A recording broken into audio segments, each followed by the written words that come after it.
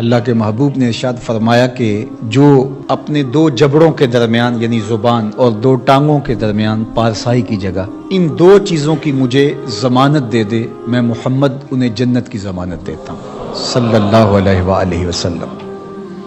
تو فرمایا کہ یہ ان کے لیے بہت ستھرا ہے، بے شک اللہ کو ان کے کاموں کی خبر ہے، تم کبھی بھی اس سے مخفی نہیں رہ سکتے، تمہارا کوئی عمل اس سے پوشیدہ نہیں رہ سکتا۔ یہ حکم مردوں کے لیے تھا کہ نگاہوں کو نیچا رکھیں اور اپنی پارسائی کی حفاظت کریں، یہ ان کی ستھرائی کا ذریعہ ہے، ان کے باطن کی پاکیزگی کا سامان ہے۔ جب نظر پاک ہو جاتی ہے تو پھر دل پاک ہو جاتا ہے۔ 40 دن تک جو شخص اپنی نگاہ کو مکمل پاک کر لے تو اس کو نماز کا حظ آنا شروع ہو جاتا ہے، اس کا سرور آنا شروع ہو جاتا ہے، اس کی کیفیت آنی نہیں۔ 40 دن بڑے نہیں ہوتے، یہ مشق کر کے دیکھنی چاہیے۔ تو اس لیے جب نظر پاک ہوتی ہے تو عبادات میں حظ، لطف اور سرور ملتا ہے۔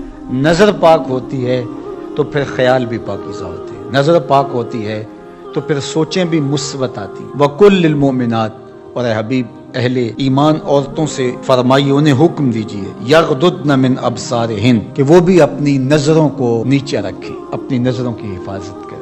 مرد تو اپنی نظر کی حفاظت کرے، اور اس کے لیے ایک طرح سے آسان بھی ہے کہ عورت پردہ کرتی ہے تو جو عورت نہیں پردہ کرتی وہاں اس کو کنٹرول کرنا پڑے گا، لیکن مرد کے چہرے پہ پردہ تو نہیں ہوتا، تو عورت تو پھر اپنی نظر کو زیادہ محفوظ رکھنا پڑے گا۔ حضرت ام سلمہ رضی اللہ تعالی عنہا فرماتی ہیں کہ حضرت میمونہ رضی اللہ تعالی عنہا زوجہ رسول موجود تھی میرے ساتھ، یہ دونوں ازواج موجود تھیں کہ حضرت عبداللہ ابن ام مکتوم تشریف لائے اور یہ نابینا تھے، تو انہوں نے پردے کا اہتمام نہیں کیا، تو حضور نے ارشاد فرمایا کہ تم نے پردہ کیوں نہیں کیا، پردہ کرو۔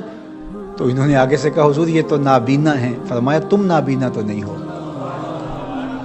وَيَحْفَظْنَ فُرُوجَهُنَّ، اور اپنی پارسائی کی حفاظت کریں، اپنی آبرو کا پہرا دیں۔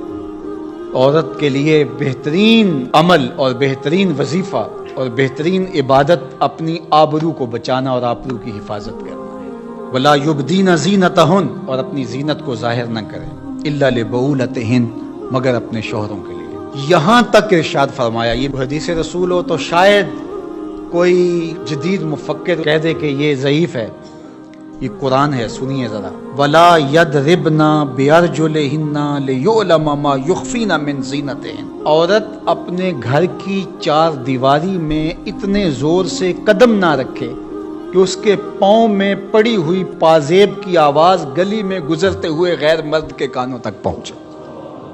یہ قرآن ہے، حالانکہ گلی سے گزرتے ہوئے مرد کو کیا پتا کہ جس کے پاؤں میں پڑے ہوئے پازیب کی چھنکار کی آواز باہر آ رہی ہے وہ بوڑھی خاتون ہے یا 7 سال کی بچی ہے، اسے تو نہیں پتا، اور اس کو بھی نہیں پتا کہ باہر کوئی گزر رہا ہے یا گلی خالی ہے یا کوئی بوڑھا گزر رہا ہے یا کوئی بچے گزر رہے ہیں، لیکن اسے یہاں تک حکم دیا کہ تیرے پاؤں میں پڑی ہوئی پازیب کی چھنکار، تیرے پاؤں میں پڑے ہوئے جوتوں کی آواز بھی ایسی نہیں ہونی چاہیے کہ غیر مرد تک وہ پہنچ کر کے اس کو متوجہ کر دے۔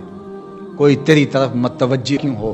اس لیے کہ تو شہزادی ہے اسلام کی، تو بیٹی ہے فاطمہ کی، تو بیٹی ہے عائشہ کی، تو مغرب کی ٹینوں نہیں ہے، تو مشرق کی بیٹی ہے۔